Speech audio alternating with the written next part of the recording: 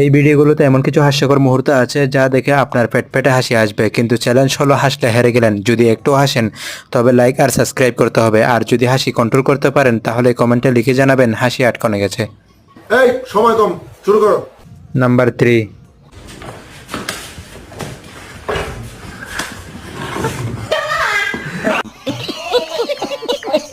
Number 2।